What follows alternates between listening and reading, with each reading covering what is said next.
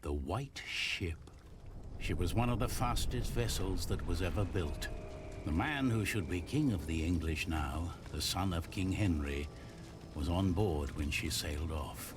And with the prince there were 140 knights and many nobles, all on their way from Normandy to England.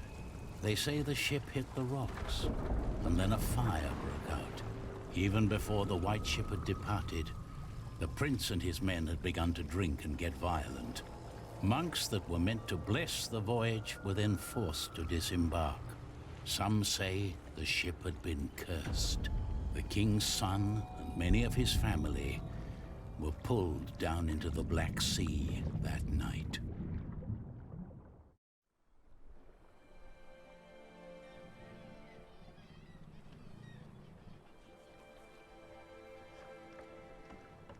You're forgetting one important detail. Not only these monks, but also Stephen of Blois, the king's nephew, left the ship before it embarked. They say he got ill. That old rumor. The same Stephen who calls himself the King of the English now. What? That cannot be a coincidence. Yes, it can be. Of course he's king now. He survived. He is the king's nephew. What do you think, my lord? I think Stephen is a clever man. Clever enough to have his whole family perish. But why he would want to rule that god-forsaken rock, I will never understand. What makes you say that? I love my country. Then why are you leaving? Well, because I want to see something new. I'll tell you what you're going to see.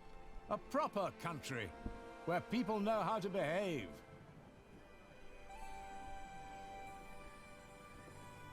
What about you? Why are you leaving?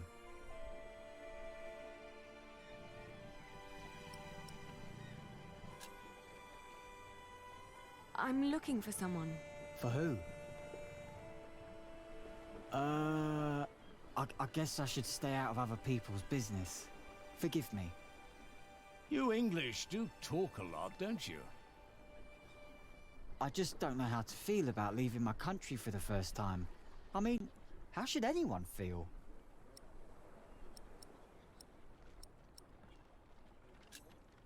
You'll see what happens. I don't know. Maybe I'm just running away.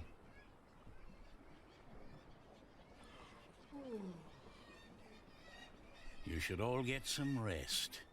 It will not be long now till we reach Cherbourg.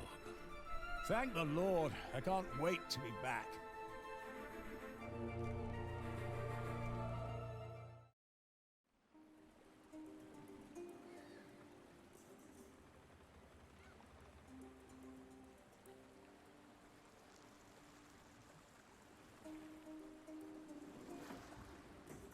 In the late summer of 1142, I had left my home country, England, for good. My old life lay in shambles, as did my former home of Kingsbridge. Having failed both my friends and family, I had set out to find my baby's father, the man I still loved with all my heart, Jack Jackson. And so early one morning in July, I finally arrived on the shores of Normandy. With nothing on me but a pouch of coin and a young, curious face yet unnamed, who was just as unfamiliar to this new world as was I.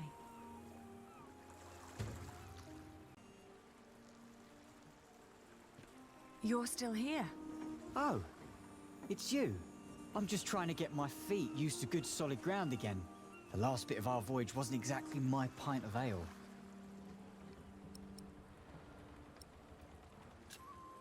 That hammer you're carrying, do you happen to be a mason? Actually, I am. You have a keen eye, mistress. I guess I just know a mason when I see one. To be honest, I haven't been one long. Just finished my apprenticeship in Salisbury.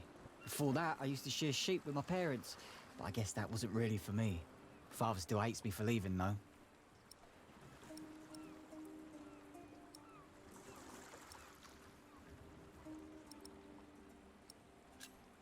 What will you do to find work here as a mason?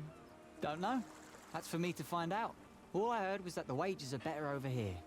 So you'll just travel from town to town and look for employment? Right. And I was starting to say, a fellow mason told me about the abbey there. He said these Normans build their churches quite differently than we do back home. I need to see that with my own eyes. Maybe learn a thing or two.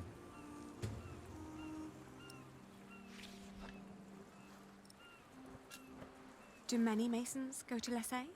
I dunno. It's really just a tiny town. The mason who told me just happened to do some repairs there once. It's likely he told others as well. I'm looking for someone. A red-haired mason called Jack Jackson. He came to France about a year ago or so. A fellow mason, great. Unfortunately, I wouldn't know a thing. After all, I just arrived here with you. I know, but should you meet someone like that on your journey, tell him Aliena of Shiring is looking for him. All right.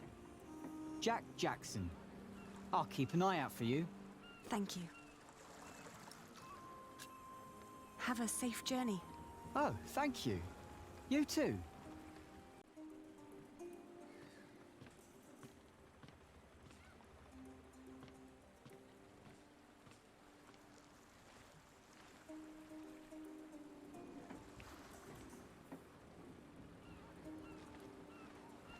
Good day. I am looking for someone. A traveler who came through here last summer. Oh, hush now. I need to talk to this man. Looks young. He was born at the beginning of summer. What's his name? I haven't given him one yet. You should. He needs to know who he is.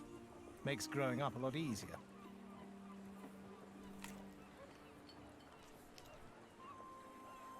You said you're looking for someone.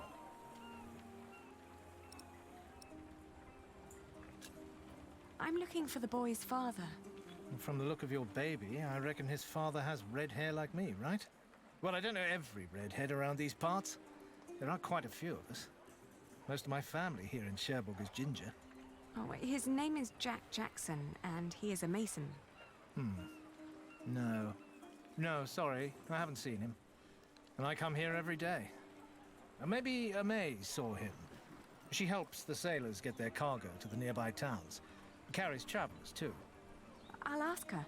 Well, thank you.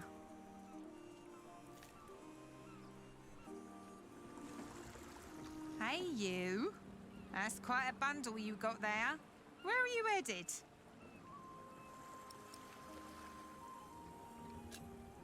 Have you seen a red-haired mason? He must have landed here sometime late last summer. Another ginger in Normandy? I wouldn't have noticed, even if he was carrying a hammer instead of a fishing rod. Maybe you should ask someone in Barfleur. That's where all the travellers come through, the pilgrims and kings. Their lot rarely lands in Cherbourg, with the fortress passing back and forth between Stephen of Blois and Geoffrey of Anjou. Why you even came to Cherbourg in the first place baffles me. It was the earliest ship I could get. You must be in some hurry, madam. Let's just say I needed to get away before I changed my mind. Fine with me. Who am I to judge?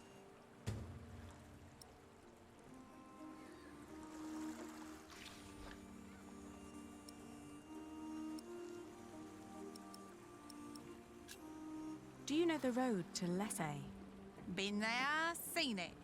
But I hope you're not planning to go there on foot. Tell you what, you give me some coins and I'll treat you to me wagon. You can even change your destination once we're on the road, what'd you say? All right. Take me out of town. All right, where'd you need to be?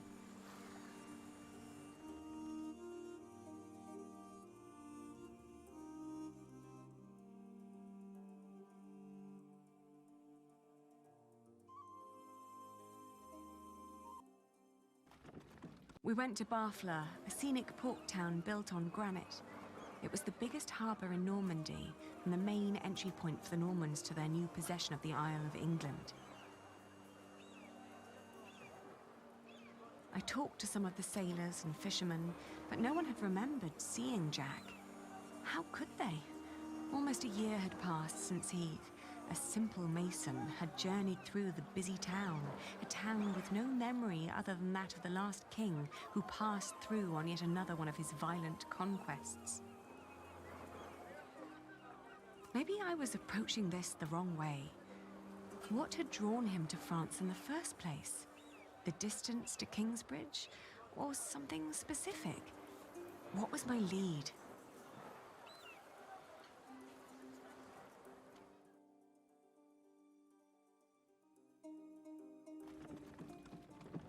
Lessay was tiny, but as it turned out, worth the trip. In the small abbey church of the Trinity, I met a monk who claimed to have talked to a man fitting Jack's description. He'd been fascinated by the abbey's rib vaulting and had asked the monks countless questions about the place's construction.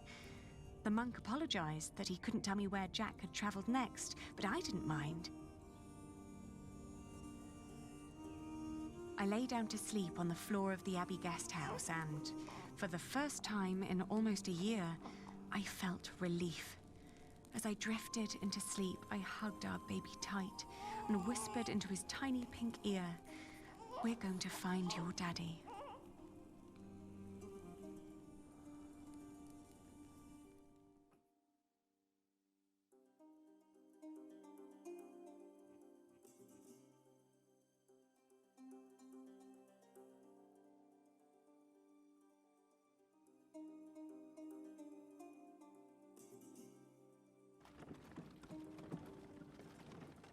My father had once told me tales of the Mont Saint-Michel.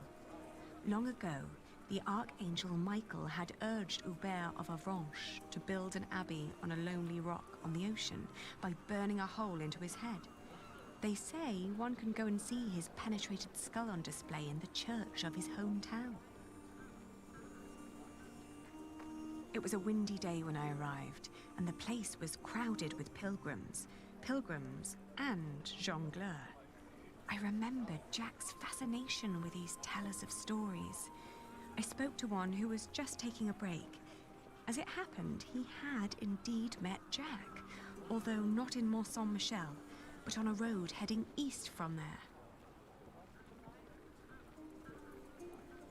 Apparently, Jack had been hopelessly tracking jongleurs who might have known his father, Jack Cherbourg. But as he'd been gradually running out of money, he'd intended to look for work in Le Mans or Tours. That was about 6 months ago. I was catching up.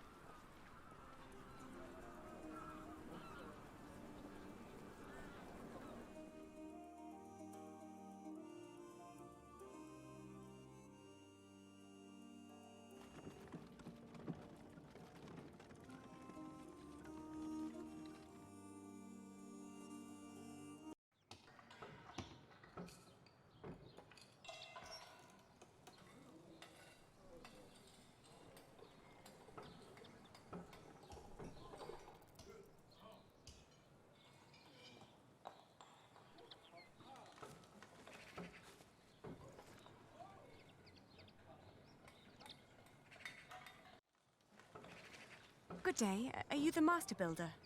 What is it? I'm looking for a mason who may have passed through here. An Englishman with carroty hair. He calls himself Jack Jackson. A redhead? Yes. Did you see him? He might have asked for work here.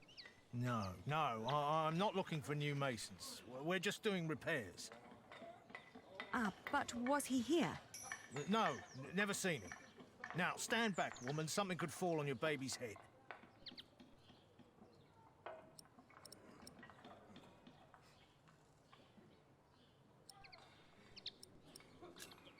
I was told he wanted to come here. Well, maybe he changed his mind. Are you sure you haven't seen him? I am.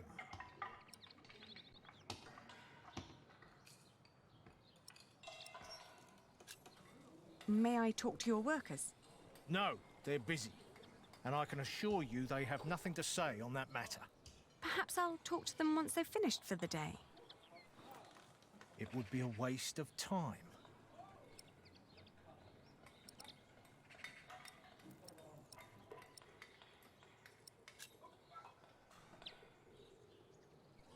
I don't believe you. Well, that's your problem, not mine. Why won't you tell me what you know?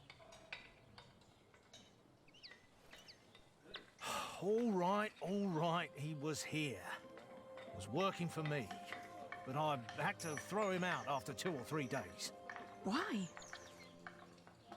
Because he was all want. Let me redesign the roof, let me make the nave lighter. All pretty ideas, but he never shut up long enough to do the work he was supposed to do. Shit, that man was almost as needy as my son when he was still a brat. He does know a lot about his craft. Well, I know masons like him. They grow up gifted, but without a mote of discipline in their guts. Can't work with someone like that. Do you know where he went next? No idea. Maybe to Limoges or Angoulême. Maybe even to La Rochelle. Seemed to have plans for every cathedral on God's green earth, but none for himself. I understand. I'll leave you to it then. Bon voyage.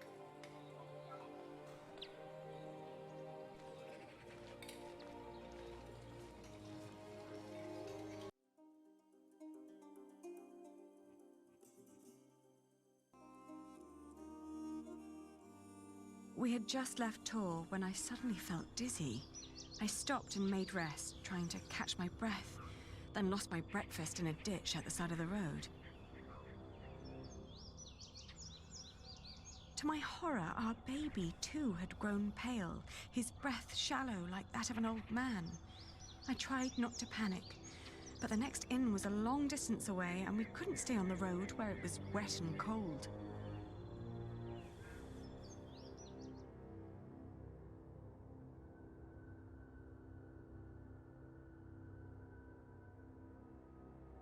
Back in Tours, the fever got worse.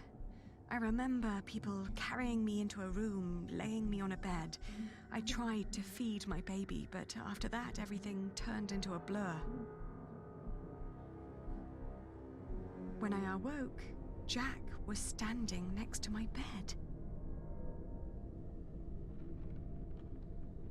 He scolded me for following him. "You know you could go anywhere you want," he whispered. "Why be stupid and follow me?" I tried to answer, but he just opened the window and jumped out, heading toward ancient Greece, or maybe all the way to Arabia. And in my feverish mind, I followed him.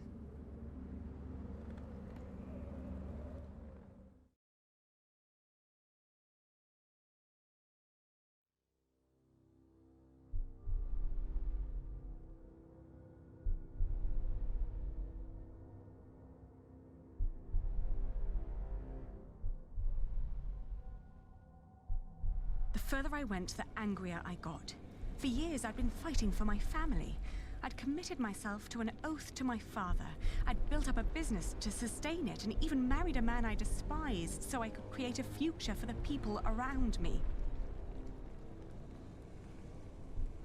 I'd known nothing but my duty to the men in my life, while the man I was trying to find lived a life of casual irresponsibility. He traveled the world on a whim to learn about mathematics and philosophy, while I had to raise the child he'd fathered. When could I ever do anything just for myself? I asked the world as I went on.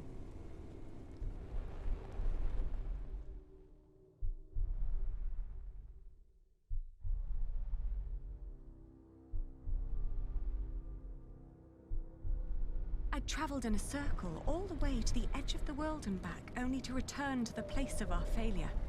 With my eyes closed, I listened to the sound of ripping yarn and crumbling walls, and of coaches carrying good people away into a cloud of crimson dust.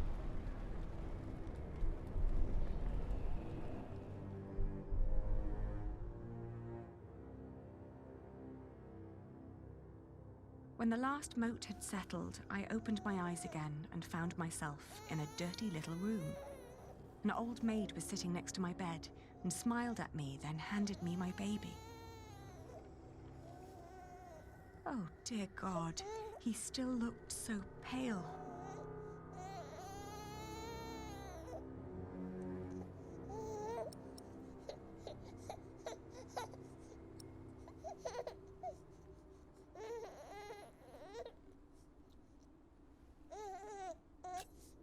I tried to feed him, but he refused.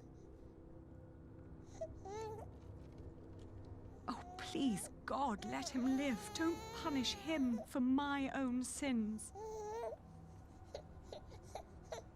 I gently caressed his head until finally he put his mouth to my breast and drank more and more, becoming greedier with every swallow. We had both been spared. We rested one more day. Then I gathered my things and headed back to the cathedral to thank the Lord for his mercy.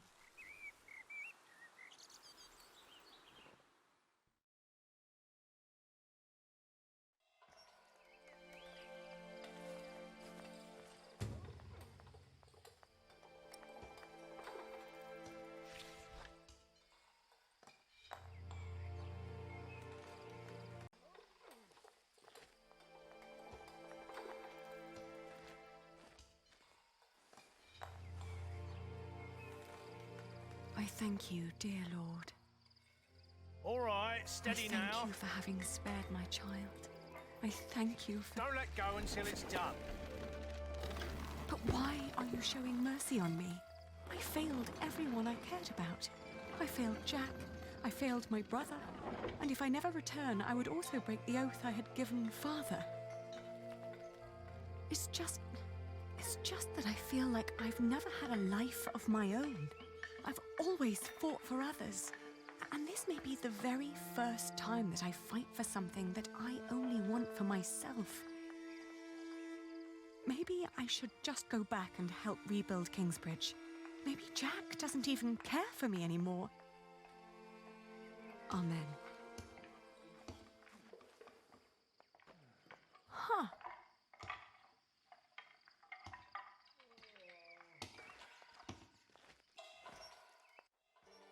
I've seen one of those before. It's amazing, isn't it? The man who did that really had it in him.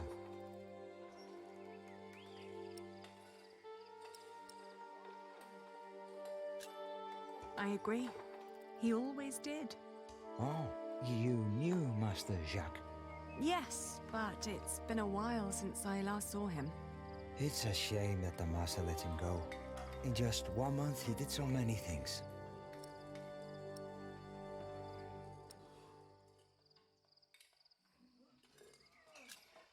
The Master Builder said he'd fired him after just 3 days. Did he? Well, maybe that's how he remembers it. The two didn't really see eye to eye, you know? To tell you the truth, everyone thinks that he feared for his own job having someone like that around. The last thing Jack did was carve that corbel. It was the one thing the Master let him do. Then when he was done, he was asked to leave.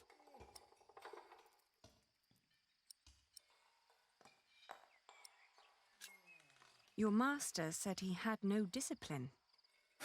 Let me tell you something. Jacques worked very hard on it. He was impatient and had a temper, but you could see that he tried to overcome it. Conquering that rock was very important to him. Oh, I understand that so well. Do you happen to know where he went next? He wanted to walk the pilgrim trail to Santiago de Compostela. The Camino? The Way of St. James?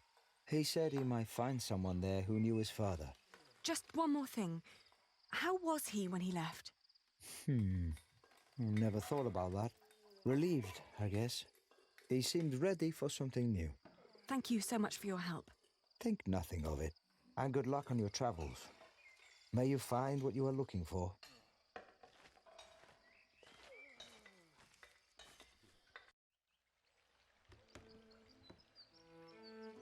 Isn't it odd? Just when you stop looking, you come across the most curious of things. Like these 3 devices that one of my merchants brought back from Baghdad.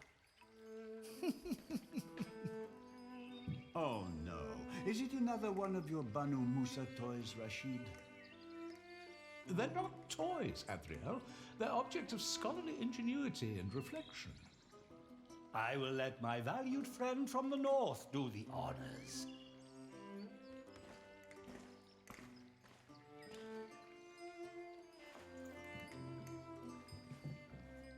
Jack, if you may.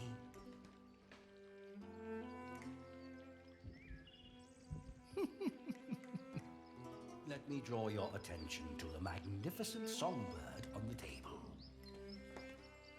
On second thought, why don't you save the lady for last? Otherwise, the other two devices might appear bland and boring in comparison. I agree. And then, to that wondrous donkey next to the entrance. Although, the most astounding thing of all stands right between them. And now? Now, we need to add some water. That statuette. He likes to take his time, doesn't he?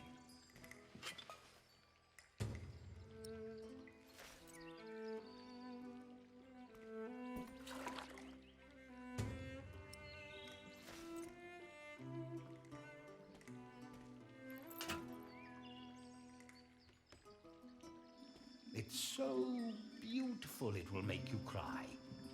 Just listen.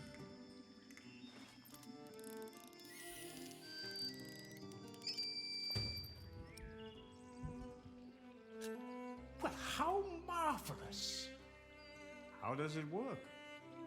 Maybe it's a miracle. Right. Go on, Jack. Tell them.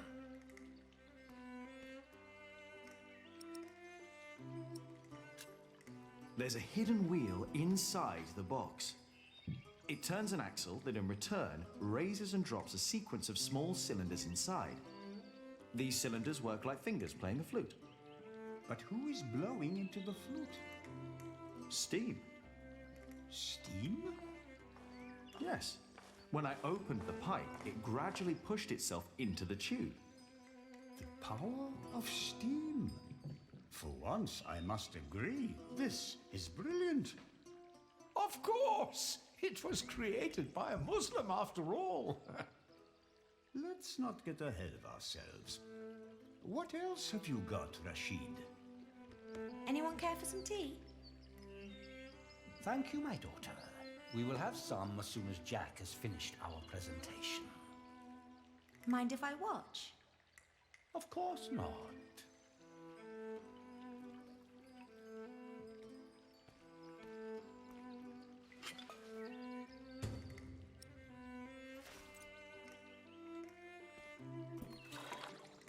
I could watch this man scoop up water all day.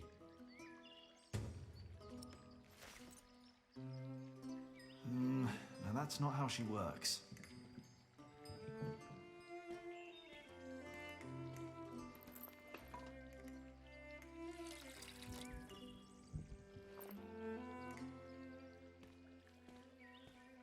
Now, watch the head. Just any moment now. There. Did you see? It threw up. Rashid, this is disgusting. Oh, far from it. Would you kindly explain how it works, Jack? You see that bowl floating on top of the water? At the bottom of that bowl is a small hole. Through it, the bowl is slowly filled with liquid. Once it's full, it sinks, pulling a string which makes the ball drop onto a weight. This, in return, pulls the bowl up again, emptying it in the process. Thus resetting the entire mechanism. If you timed it perfectly, you could make it drop a ball at every hour. Turning it into a clock. How clever. For me, it's still nothing more than a puking donkey. Show us more, Rashid. One could join those two and build a singing donkey clock. One song after every hour. That would be pretty clever. I know, right? You could be the one to build it. Oh, that would be unfair. It's your invention. I would let you have it. Or we design it together.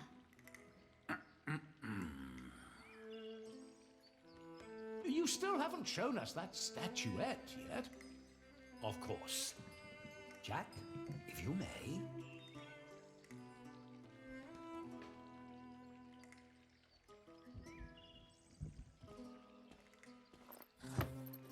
Oh, you will love this. Just watch.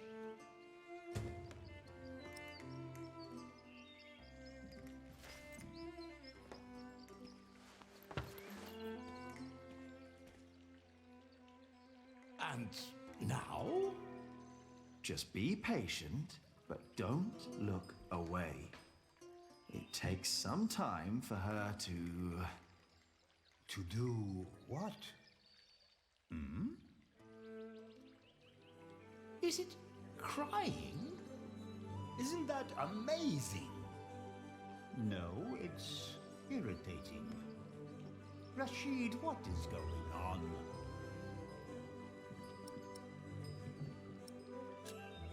It's a mystery. Rashid, please. We all know that there is no such thing as a man-made miracle. And this piece of wood is very clearly made by man. I very much agree, my friends. But so far, none of us has an explanation. All we know for certain is that her glassy eyes shed tears when you move her from warmth into cold. Like a plant at sunrise? Like dew? The only difference is the surface, that's all.